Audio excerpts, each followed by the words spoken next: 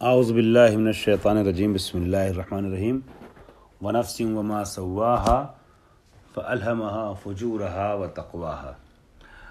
ہمارا درس سورہ شمس میں شروع ہو چکا تھا اور جلدی میں نے 2-3 آیتوں کا آپ کی خدمت میں اختصار کے ساتھ ذکر کیا اور تفسیر پیش کی۔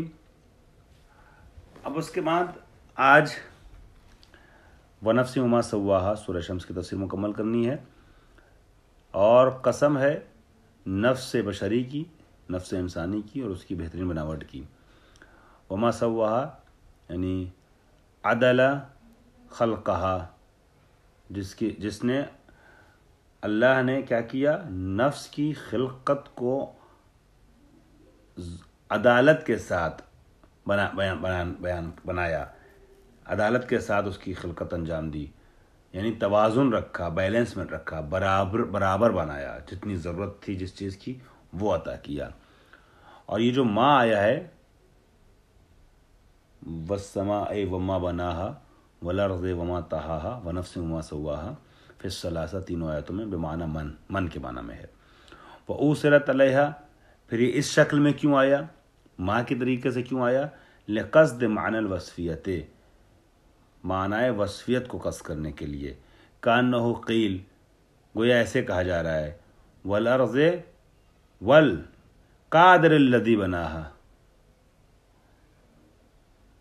والسماء والقادر الذی بناها، والارض والقادر الذی طحاها، ونفس وقادر الذی سواها، یعنی نفس کی قسم اور اس کو بہترین طریقے سے بنانے والے کی قسم۔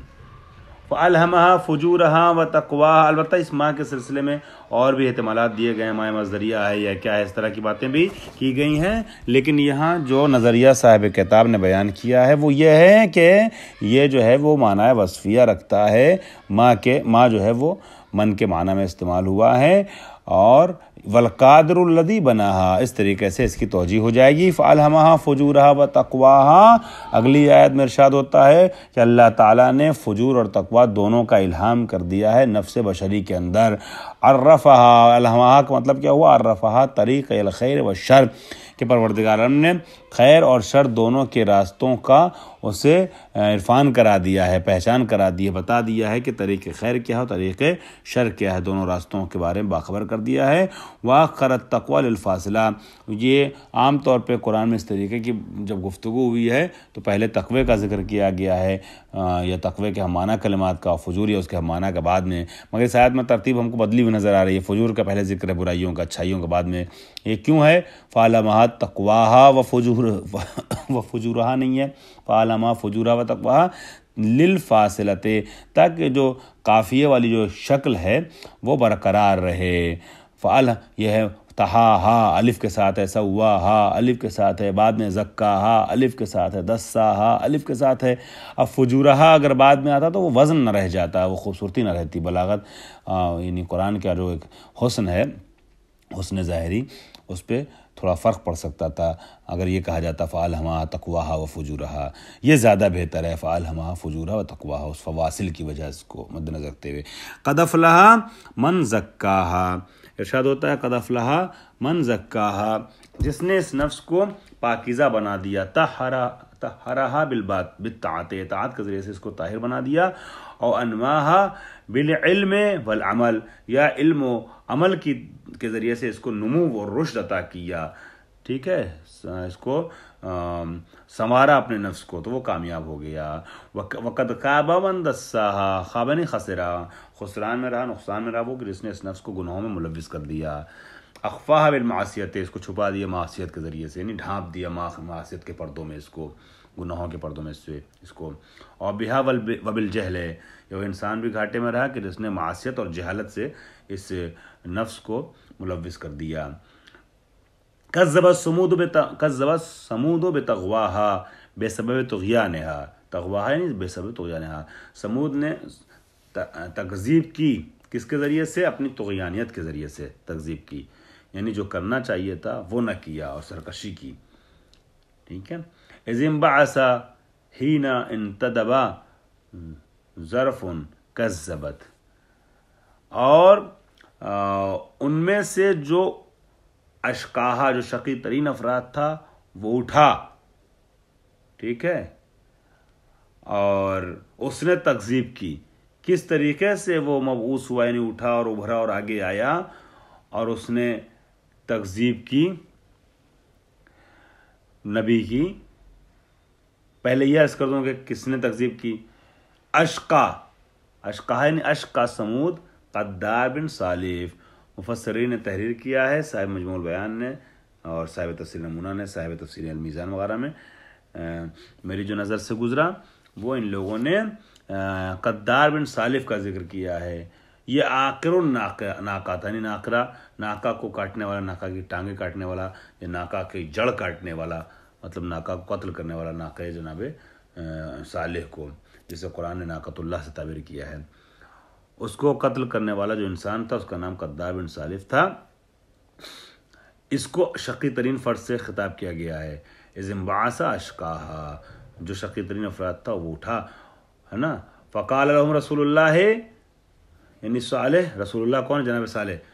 ان سے اللہ کے رسول نے کہا ناقۃ اللہ احذروہا اقرہا، اس کی اصل اور اس کی جڑ یعنی اس کے وجود کا خیال رکھنا تم. احذروا نے ڈرو اس کے کاٹنے سے، اس کو ختم کرنے سے، قتل کرنے سے. وسقیاہا، اور اس کو پانی پلانا، یعنی اس کو وشرابہا، اس کو سیراب کرنا. فلا تزاحموها فیہ، اس چیز میں اس کی مزاحمت نہ کرنا، بیچ میں رکاوٹ ایجاد نہ کرنا، اس کو چھوڑ دینا، آزاد زندگی گزارنے دینا، اس کو پریشان نہ کرنا. فکذبوہ، پس ان لوگوں نے، قوم جناب صالح نے، یعنی قوم سمود نے تکذیب کی. بما اوعدہم بہ من نزول العذاب ان فعلوہ، اس چیز کی تکذیب کی کہ جو انہوں نے وعدہ کیا تو انہوں نے کہا تھا، ان کو ڈرایا تھا، ٹھیک ہے، کہ اگر تم نے ایسا کیا تو عذاب نازل ہو جائے گا. ان فعلوہ، اگر تم نے اس کام کو انجام دیا تو پھر عذاب نازل ہوگا. اس کی تکذیب کی انہوں نے. فعقروہا، اور اس کو کاٹ دیا، اس کی جڑوں کو کاٹ دیا، یا اس کی ٹانگوں کے نچلے حصے کو کاٹ دیا، زمین پہ گر پڑا. اسند الیہم فعل بعدہم لرداہم بہ. اب یہاں جو چیز آپ کے لیے قابل غور ہے وہ یہ ہے کہ پہلے تو یہ عرض کر دوں کہ قدار بن صالح شقی ترین افراد کہا گیا قرآن میں. نبی، ایک روایت تفسیر نمونہ میں ذکر ہوئی ہے کہ نبی اکرم اور حضرت علی صاحب کے سامنے درمیان اس آیت کا ذکر چل رہا تھا. مولا کائنات سے پوچھتے ہیں رسول اکرم کہ جو اشقاہا کا لفظ آیا، علی تم جانتے ہو کہ شقی ترین انسان پچھلی امتوں میں کون تھا؟ تو مولا کائنات قدار بن سالف کا نام لیتے ہیں، عاقر ناقہ جناب صالح. پھر رسول پوچھتے ہیں کہ علی تم جانتے ہو کہ آئندہ نسل میں، آئندہ امت میں، ہماری امت میں کون ہے؟ چونکہ نبی نے علی کی تائید کی. صدقتا. پھر سوال کیا فمن اشکل آخرین، یہ اشکل اولین تو یہ تھا عاقر ناقہ، لیکن اشکل اولین کو، اشکل آخرین کون ہے؟ بعد والی امت میں کون ہوگا شقی ترین؟ تو حضرت علی کہتے ہیں یا رسول اللہ آپ اپنے منہ سے خود بیان کیجئے.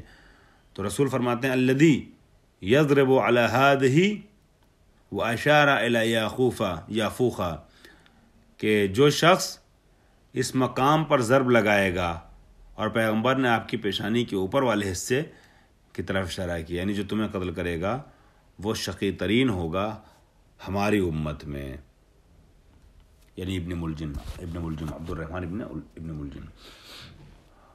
اب یہاں پر جو بات قابل غور ہے وہ کیا ہے؟ فعلا اسند الیہم فعل بعدہم لرداہم. ایک نے قتل کیا تھا قدار بن سالف نے، لیکن اللہ نے کہا پوری قوم نے تکذیب کی. کذب الثمود، قوم میں سمود نے تکذیب کی اور طغیان کی، اور پوری قوم بعد میں ہلاک ہوئی. ایک آدمی، کیوں؟ اس لیے کہ یہ سارے افراد فاعل نہیں تھے مگر اس فعل قبیح پر راضی تھے. تو فعل قبیح کرنے والے پر راضی رہنا بھی فعل قبیح کرنے والے کی طریقے سے ہے. الراضی علی فعل القبیح کالفاعل. خوب فدمدما، یعنی اتبقا، یعنی پورا ایک دم احاطہ کر لیا، تطبیق، اطباق کر لیا، یعنی گھیر لیا اللہ کے عذاب نے. فدمدم علیہم ربہم، اللہ نے ان کے اوپر مسلط کر دیا اپنے عذاب کو. بذنبہم، ایک پھونک ماری، ایک عذاب نازل کیا. فسواہا، اب یہ عذاب کیسے آتا ہے؟ عذاب کا دمدمہ جو ہوا یہ کیسے ہوا دمدمہ عذاب؟ یعنی اللہ نے جو عذاب کی ہوا چلائی ان کے اوپر وہ کیسے؟ فسواہا، اس کو برابر کر دیا، اے الدمدمہ علیہم، ان کے اوپر دمدمہ برابر سے پھینکا۔ اب اس کا مفہوم اور واضح ہوگا کہ ایک زلزلہ آیا تھا، اے امہم بہا، یعنی عمومیت اختیار کر لی اس دمدمہ ربانی نے، یعنی عذاب الہی کے آنے نے سب کو اپنے احاطے میں لے لیا۔ فلم یفلت احد منہم احد، ان میں سے ایک بھی بچ نہ سکا، غائب نہ ہو سکا۔ یہ افول جو ہے وہ غائب ہونے کو کہتے ہیں، اور آپ نے پڑھا ہوگا سورہ انعام کی آیت نمبر 76 میں آیا ہے، فلما رأى الشمس بازغا قال هذا ربي فلما افلت قال لا احب الافلين۔ سورج کو دیکھ ابراہیم نے کہا یہ ہمارا وہ ہے، رب ہے، لیکن جب ڈوب گیا تو کہا ہم ڈوبنے والوں کو، غائب ہونے والوں کو پسند نہیں کرتے۔ تو کوئی غائب نہ ہو سکا، نہیں عذاب الہی سے بچ نہ سکا۔ اور سمود بالہلاک، یہ مراد جو ہے وہ پوری یہ ہے کہ پوری قوم سمود کو جو ہے وہ اللہ کے دمدمہ ربانی نے گھیر لیا ہلاک کرتے ہوئے۔ خوب ہوا کیا تھا کہ اللہ نے ایک ایسی ہوا چلائی، ایک ایسا جھونکا آیا صاعقہ اور بجلی کے طریقے سے کہ پورا زلزلے سے مواجہ ہوئی زمین، اور ان کے جو مکانات تھے، ان کے جو گھر تھے نا، وہ سب ان کے اوپر گر پڑے، اور ان کے وہ زمین ان کے لیے قبر بن گئی، اور پورا وجود ہی ختم ہو گیا، نام و نشان ایسے لوگوں کا ختم ہو گیا جن لوگوں نے انبیاء۔ اب آپ دیکھیے گا کہ ناقے کو قتل کیا تھا، تو اونٹ کو، جانور کو قتل کرنا کون سی بڑی بات ہے؟ مگر معاملہ یہاں جانور کا نہیں، معاملہ ناقے کا نہیں، معاملہ حکم نبی کی مخالفت کا ہے۔ نبی نے کہا تھا اس کا خیال رکھنا، ان لوگوں نے اس کی مخالفت کی، اللہ نے عذاب نازل کیا۔ البتہ اور بھی مسلسل ان کے گناہ چل رہے تھے، ایک کے بعد دیگر سرکشیاں، لیکن اصل جو جس کا ذکر قرآن نے کیا کہ جو کھلم مخالفت کا اظہار تھا نبی کی، وہ ناقہ صالح کو قتل کرنا، جس کے بعد یہ عذاب آیا ہے۔ تو بات ناقے و جانور کی نہیں ہے، بات یہ ہے کہ اللہ کا نبی جس چیز سے روکے، اگر اس کا ارتکاب کرتی ہے قوم، تو پوری قوم عذاب کا شکار ہو جاتی ہے۔ ولا يخاف تعالی عقباها، اللہ کو اس کے نتیجے سے کوئی خوف نہیں آتا ہے۔